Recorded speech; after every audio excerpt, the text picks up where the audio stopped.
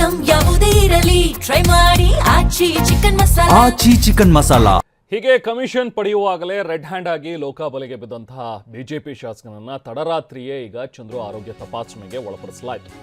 ರಾತ್ರಿ 3:30 ಸುಮಾರಿಗೆ ಗದಗದ ಜಿಮ್ಸ್ ಆಸ್ಪತ್ರೆಗೆ ಅವರನ್ನ ಕರ್ಕೊಂಡು ಹೋಗಿ ಹೆಲ್ತ್ ಚೆಕಪ್ ಮಾಡಿಸಿದ್ದಾರೆ. ಇದು ಸಹಜವಾದಂತಹ ಒಂದು ಪ್ರಕ್ರಿಯೆ.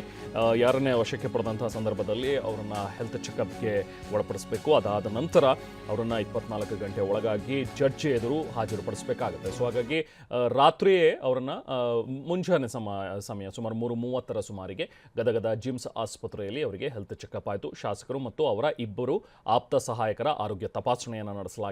ಅದಾದ ನಂತರ ನಗ್ನಾಗ್ತಾನೆ ಹೊರಗಡೆ ಬಂದಿದ್ದಾರೆ ಚಂದ್ರು ಲಮಾಣಿ ಅವರು. ದೃಶ್ಯಗಳಲ್ಲಿ ನಾವು ಗಮನಿಸಬಹುದು. ನೋಡಿ, ಚಂದ್ರು ಲಮಾಣಿ ಅವರನ್ನು ನೋಡ್ತಾ ಇದ್ದೀವಿ. ಜೊತೆಗೆ ಅವರ ಇಬ್ಬರು ಆಪ್ತ ಸಹಾಯಕರು ಅವರನ್ನು ಜಿಮ್ಸ್ಗೆ ಕರ್ಕೊಂಡು ಹೋಗಿ ಹೆಲ್ತ್ ಚೆಕಪ್ ಮಾಡಿಸಿದ್ರು. ಅದಾದ ನಂತರ ನಗ್ತಾನೆ ಹೊರಗಡೆ ಬಂದರು. ಈಗೇನಿದ್ರು ಕೂಡ ಅವ್ರನ್ನ ಜಡ್ಜ್ ಎದುರು ಹಾಜರುಪಡಿಸಬೇಕಾಗುತ್ತೆ. ಇದಕ್ಕೂ ಮುಂಚೆ ಚಂದ್ರು ಲಮಾಣಿಯನ್ನು ಕರ್ಕೊಂಡು ಬರುವಾಗ ಅವರ ಬೆಂಬಲಿಗರು ಹೈಡ್ರಾಮಾ ಮಾಡಿದ್ದಾರೆ. ವಾಹನವನ್ನು ತಡೆದು ಅವ್ರನ್ನ ಕರ್ಕೊಂಡು ಹೋಗಬಾರ್ದು ಇಲ್ಲಿಂದ ಅಂಥೇಳಿ ಗದಗದಿಂದ ಬೆಂಗಳೂರಿನತ್ತ ಏನು ಲೋಕಾಯುಕ್ತ ಅಧಿಕಾರಿಗಳು ಹೊರಟಿದ್ರು ಅವರನ್ನು ತಡೆದು ಯಾವುದೇ ಕಾರಣಕ್ಕೂ ನಮ್ಮ ಶಾಸಕರನ್ನು ನೀವು ಕರ್ಕೊಂಡು ಹೋಗಬಾರ್ದು ಅಂಥೇಳಿ. ಬಟ್ ಅದೆಲ್ಲರನ್ನೂ ಕೂಡ ಅವ್ರನ್ನ ಚದುರಿಸಿ ಗದಗದಿಂದ ಬೆಂಗಳೂರಿನತ್ತ ಹೊರಟಿದ್ದಾರೆ. ಈಗ ಲೋಕಾಯುಕ್ತ ಅಧಿಕಾರಿಗಳು ಕೊಪ್ಪಳ ತುಮಕೂರು ಮಾರ್ಗವಾಗಿ ಬೆಂಗಳೂರಿಗೆ ಬರ್ತಾರೆ. ಲಕ್ಷ್ಮೇಶ್ವರದಲ್ಲಿ ಕಾರಿಗೆ ಅಡ್ಡಗಟ್ಟಿ ಬೆಂಬಲಿಗರು ಒಂದು ಸ್ವಲ್ಪ ಹೈಡ್ರಾಮಾವನ್ನು ನಡೆಸಿದ್ರು.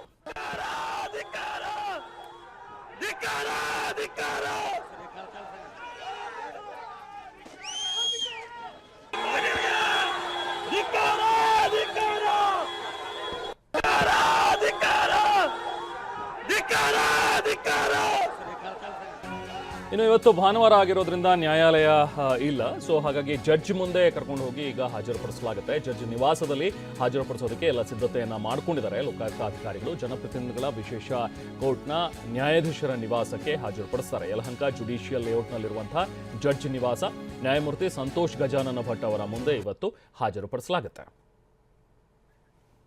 ನಾವು ಪ್ರತಿನಿಧಿ ಶಿವಪ್ರಸಾದ್ ನಮ್ಮ ಜೊತೆಗೆ ಸಂಪರ್ಕದಲ್ಲಿದ್ದಾರೆ, ಮಾತಾಡೋಣ. ಶಿವಪ್ರಸಾದ್, ಈಗ ಚಂದ್ರು ಲಮಾಣಿ ಅವರನ್ನು ಕರ್ಕೊಂಡು ಬಂದಾಯ್ತಾ ಬೆಂಗಳೂರಿಗೆ? ಇನ್ನೇನು ಯಾವಾಗ ಅವ್ರನ್ನ ಜಡ್ಜ್ ಎದುರು ಹಾಜರುಪಡಿಸಬಹುದು? ಏನೇನು ಪ್ರೊಸೀಜರ್ಸ್ ಇದೆ, ಏನು ಮಾಹಿತಿ ಇದೆ ಶಿವಪ್ರಸಾದ್? ರೆಹಮಾನ್, ಇಂದು ಬೆಳಗ್ಗೆ 10 ಗಂಟೆ ವೇಳೆಗೆ ಶಾಸಕ ಚಂದ್ರು ಲಮಾಣಿ ಅವರನ್ನು ಕರೆದುಕೊಂಡು ಬರ್ತಿರ್ತಕ್ಕಂಥದ್ದು ಲೋಕಾಯುಕ್ತ ಪೊಲೀಸರು. ಲೋಕಾಯುಕ್ತ ಟ್ರ್ಯಾಪ್ ಕಾರ್ಯಾಚರಣೆಯಲ್ಲಿ ಇವರು ಲೋಕಾಯುಕ್ತ ಪೊಲೀಸರಿಗೆ ಬಲೆ ಬಿದ್ದಿರ್ತಕ್ಕಂಥದ್ದು. 5 ಲಕ್ಷ ಲಂಚದ ಹಣವನ್ನು ಪಡೆಯುವಂಥ ಸಂದರ್ಭದಲ್ಲಿ ಲೋಕಾಯುಕ್ತ ಪೊಲೀಸರು ಟ್ರ್ಯಾಪನ್ನು ಗೊಳಿಸಿದ್ರು. ಈ ಪ್ರಕರಣಕ್ಕೆ ಸಂಬಂಧಪಟ್ಟಂತೆ ಈಗಾಗಲೇ ಮೆಡಿಕಲ್ನು ಕೂಡ ಮುಗಿಸಿರ್ತಕ್ಕಂಥ ಲೋಕಾಯುಕ್ತ ಪೊಲೀಸರು ಧಾರವಾಡದಿಂದ ಅವ್ರನ್ನ ಕರೆತರ್ತಿದ್ದಾರೆ ಅಂತ ಹೇಳಿ ಮಾಹಿತಿ ಲಭ್ಯ ಆಗಿರ್ತಕ್ಕಂಥದ್ದು. ಏನು ಬೆಳಗ್ಗೆ 10 ಗಂಟೆ ವೇಳೆಗೆ ವಿಶೇಷ ನ್ಯಾಯಾಲಯದ ಅದರ ಜನಪ್ರತಿನಿಧಿಗಳ ವಿಶೇಷ ನ್ಯಾಯಾಲಯದ ನ್ಯಾಯಾಧೀಶರಾಗಿರ್ತಕ್ಕಂಥ ಗಜಾನನ ಭಟ್ ಅವರ ನಿವಾಸ ಯಲಹಂಕದ ಜುಡಿಷಿಯಲ್ ಲೇಔಟ್ನಲ್ಲಿರ್ತಕ್ಕಂಥದ್ದು. 10 ಗಂಟೆ ವೇಳೆಗೆ ಅವರನ್ನು ನ್ಯಾಯಾಧೀಶರ ಮುಂದೆ ಅವರ ನಿವಾಸದಲ್ಲಿ ಹಾಜರನ್ನು ಪಡಿಸಿ ಮತ್ತೆ ವಶಕ್ಕೆ ಕೇಳುವಂಥ ಸಾಧ್ಯತೆಗಳು ಕೂಡ ಇರತಕ್ಕಂಥದ್ದು. ಇಡೀ ಪ್ರಕರಣಕ್ಕೆ ಸಂಬಂಧಪಟ್ಟಂತೆ ಪ್ರಕರಣದ ಹಿನ್ನೆಲೆಯನ್ನು ಗಮನಿಸ್ತಾ ಹೋದರೆ ಲಕ್ಷ್ಮೀಶ್ವರ ತಾಲೂಕಿನ ಸಂಕನಾಳ ಏನಿದೆ ಆ ಒಂದು ಗ್ರಾಮದಲ್ಲಿರ್ತಕ್ಕಂಥ ಹಳ್ಳಕ್ಕೆ ತಡೆಗೋಡೆ ನಿರ್ಮಾಣ ಮಾಡುವಂಥ ಸಲುವಾಗಿ 12% ಲಂಚಕ್ಕೆ ಡಿಮ್ಯಾಂಡನ್ನು ಮಾಡಿರ್ತಾರೆ. ಸಾಮಾನ್ಯವಾಗಿ ಶಾಸಕರ ವಿರುದ್ಧ ಕಮಿಷನ್ ಆರೋಪ ಈ ಹಿಂದಿನಿಂದಲೂ ಕೇಳಿ ಬಂದಿರತಕ್ಕಂಥದ್ದು. ಇದಕ್ಕೆ ಇದೊಂದು ನೈಜ ಉದಾಹರಣೆ ಆಗಿರ್ತಕ್ಕಂಥದ್ದು. ಬಿಜೆಪಿ MLA ಆಗಿರ್ತಕ್ಕಂಥ ಶಿರಹಟ್ಟಿ ವಿಧಾನಸಭಾ ಕ್ಷೇತ್ರದ ಚಂದ್ರು ಲಮಾಣಿ ಖುದ್ದು ಲಂಚವನ್ನು ಪಡೆದುಕೊಳ್ಳಬೇಕಾದ್ರೆ ರೆಡ್ ಹ್ಯಾಂಡ್ ಆಗಿ ಲೋಕಾಯುಕ್ತ ಪೊಲೀಸರಿಗೆ ಸಿಕ್ಕಿ ಬಿದ್ದಿರ್ತಕ್ಕಂಥದ್ದು.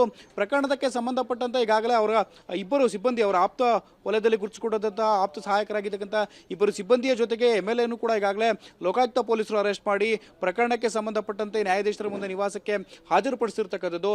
ಈ ಹಿಂದೆಯೂ ಕೂಡ ಒಬ್ಬ MLA ಇದೇ ರೀತಿಯಾಗಿ ಲೋಕಾಯುಕ್ತ ಪೊಲೀಸರಿಗೆ ಸಿಕ್ಕಿ ಬಿದ್ದಿದ್ರು. ಆ ನಂತರದ ದಿನಗಳಲ್ಲಿ ಪ್ರಕರಣಕ್ಕೆ ಸಂಬಂಧಪಟ್ಟಂತೆ ಸಾಕ್ಷ್ಯಾಧಾರಗಳ ಕೊರತೆಯಿಂದಾಗಿ ಆ ಒಂದು ಇಡೀ ಪ್ರಕರಣದಿಂದಲೇ ಅವರು ಹೊರ ಬಂದಿದ್ರು. ನಿಜಕ್ಕೂ ಕೂಡ ಈ ರೀತಿಯಾಗಿ ಲೋಕಾಯುಕ್ತ ಪೊಲೀಸರು ಟ್ರ್ಯಾಪ್ ಅನ್ನ ಸಾಕಷ್ಟು ವ್ಯವಸ್ಥಿತವಾಗಿ ವ್ಯವಸ್ಥೆಗಳನ್ನು ಮಾಡಿಕೊಂಡು ಮಾಡ್ತಾರೆ. ತದನಂತರದಲ್ಲಿ ಈ MLA ವಿರುದ್ಧ ಯಾವ ರೀತಿಯಾಗಿ ಸಾಕ್ಷ್ಯಾಧಾರಗಳನ್ನು ಕೋರ್ಟ್ನಲ್ಲಿ ಹಾಜರುಪಡಿಸ್ತಾರೆ, ಏನೆಲ್ಲ ಸಾಕ್ಷ್ಯಾಧಾರಗಳನ್ನು ಕಲೆಕ್ಟ್ ಮಾಡಿದ್ದಾರೆ ಅನ್ನೋದು ಸಾಕಷ್ಟು ಕುತೂಹಲ ಮೂಡಿಸಿರ್ತಕ್ಕಂಥದ್ದು. Rahman, okay, thank you Shivaprasad.